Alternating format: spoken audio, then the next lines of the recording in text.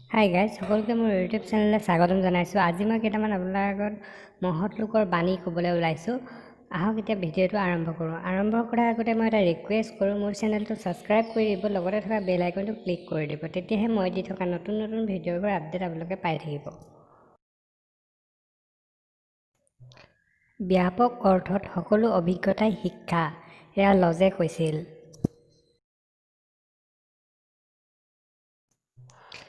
মানুহৰ শাৰীৰিক, মানসিক আৰু আধ্যাত্মিক উৎকৰ্ষ সাধন কৰাই হৈছে শিক্ষা, এয়া মহাত্মা গান্ধীয়ে কৈছিল।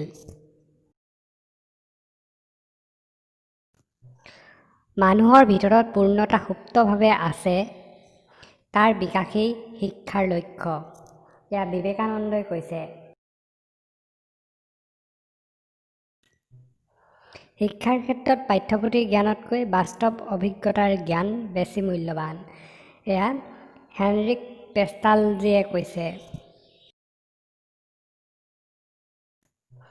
ভুল আঁতৰাই সত্য প্ৰতিষ্ঠা কৰাটোৱেই শিক্ষাৰ মূল লক্ষ্য, এয়া ছক্ৰেটিছে কৈছে। জ্ঞান হৈছে স্বৰ্গীয় বস্তু, জ্ঞানেই পুণ্য, জ্ঞান থাকিলেহে মানুহ সুখী হ'ব পাৰে, এইটো ছক্ৰেটিছে কৈছিল। সুস্থ দেহত সুস্থ মনৰ বিকাশ কৰাটোৱেই শিক্ষাৰ উদ্দেশ্য, এয়া এৰিষ্টটলে কৈছে।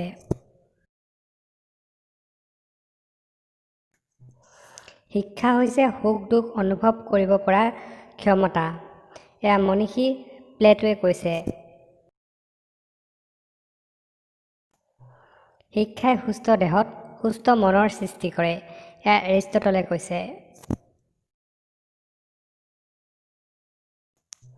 শিক্ষাই ব্যক্তিৰ সুস্থ নৈতিক চৰিত্ৰ গঠন কৰে, শিক্ষাবিদ হাৱাৰ্ডে কৈছে।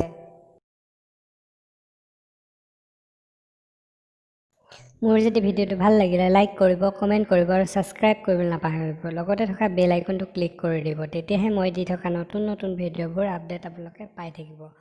ধন্যবাদ।